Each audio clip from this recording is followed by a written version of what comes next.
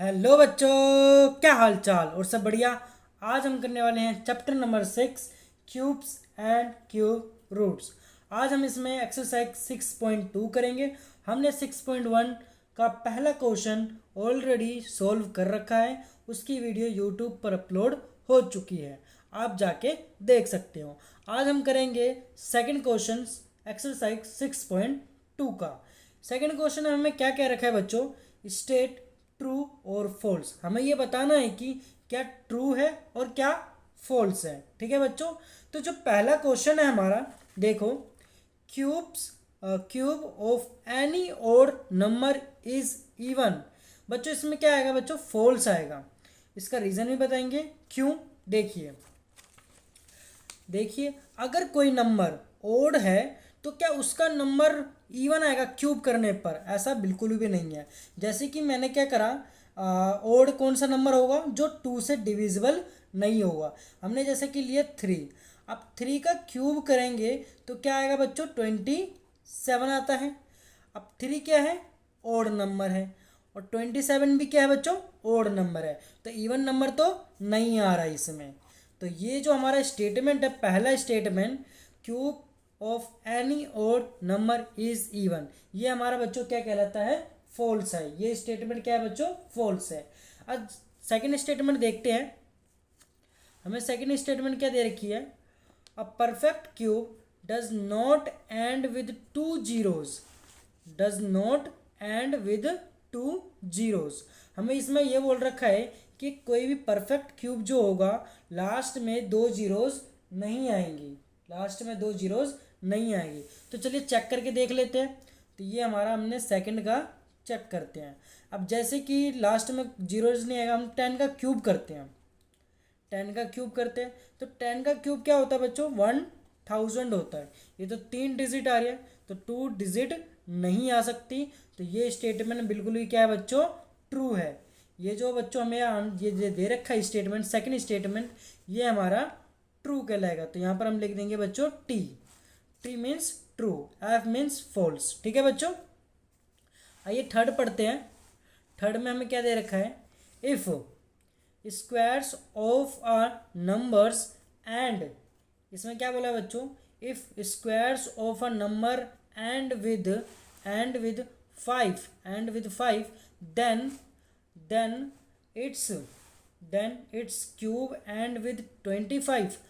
बच्चों इसमें यह बोला हुआ है कि अगर किसी मतलब किसी स्क्वायर का जो एंड होता है हमारा 5 से होता है, ठीक है, तो उसका स्क्वायर मतलब उसका क्यूब करेंगे तो उसका एंड क्या 25 से होगा। तो इसको हम देखते हैं। देखो बच्चों, अब इसमें थर्ड में देखते हैं। देखो 5 का हमने स्क्वायर करा, 5 का क्या करा बच्चों, हमने स्क्वायर। तो 5 का स्क्वायर कितना होता है, 25 होता है। अब मैंने क्या करा, इस 5 का और क्यूब कर दिया मैंने, 5 का क्यूब कर दिया, 5 का क्यूब कर दिया। तो यहाँ पर 5 का क्यूब क्या होगा, देखो ध्यान से देखो, 25, 5 का स्क्वायर मतलब इसको मैं क्या लिख सकता हूँ, 5 मल्टीप्लाई 2 मल्टीप्लाई 5 लिख सकता हूँ। अब 5 का स्क्वायर क्या है बच्चों, 25 है। तो हमने लिख दिया यहाँ पर 25 मल्टीप्लाई 5। अब मैं 25 को 5 से मल्टीप्लाई करूँगा तो मेरा कितना आ जाएगा, 125 आ जाएगा। तो मतलब लास्ट में क्या आ रहा है बच्चों, 25 आ ही रहा है। ठीक है, और अब इसमें देखो, अब मैंने जब 25 का क्यूब भी करूँगा, क्या करूँगा बच्चों, 25 का क्यूब। अब 25 का क्यूब करूँगा तो 25 का क्यूब क्या होगा, ये 25 एक कम, 25 को 25 से पहले, सबसे पहले क्या करोगे, 25 को 25 से मल्टीप्लाई करोगे, मीन्स 25 का स्क्वायर, फिर 25 से मल्टीप्लाई करोगे। तो इससे हमारा क्या निकल जाएगा, 25 का स्क्वायर कितना होता है बच्चों, 625 होता है।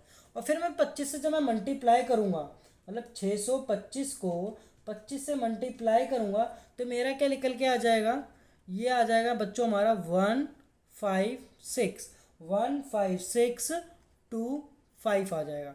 तो मतलब इसमें भी क्यूब में भी, क्यूब अगर हमने 5 का क्यूब लिया तो लास्ट में क्या आ रहा है बच्चों, 25 आ रहा है। हमने 25 का भी क्यूब लिया तो लास्ट में क्या आ रहा है बच्चों, 25 आ रहा है।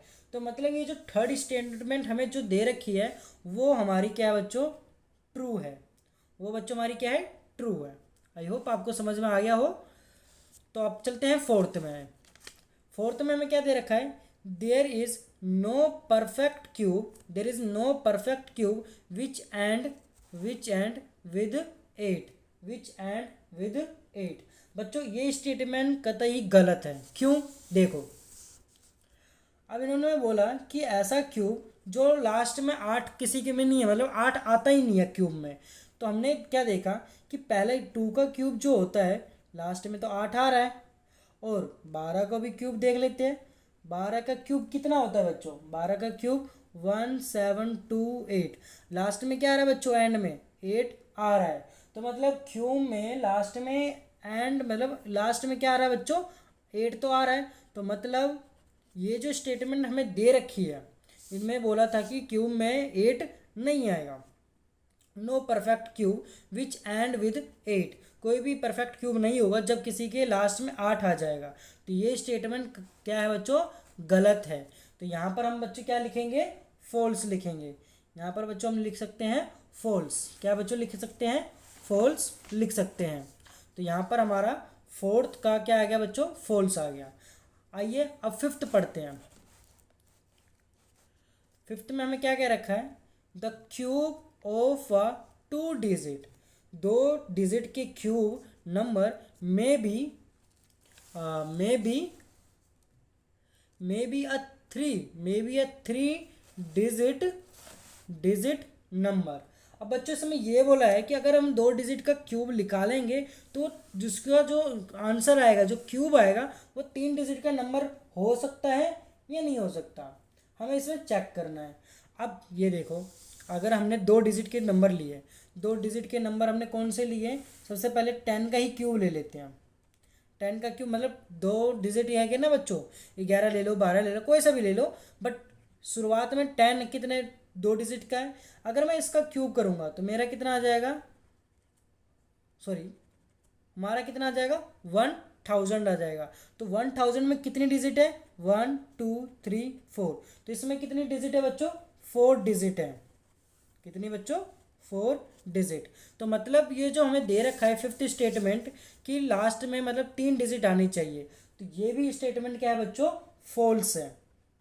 क्योंकि जब हम 2 डिजिट का क्यूब करते हैं तो उसमें कम से कम 4 डिजिट का भी आ सकता है या उससे ज़्यादा भी आ सकता है। ठीक है बच्चों, अब देखते हैं हम बच्चों सिक्स्थ स्टेटमेंट क्या क्या रखा है हमको।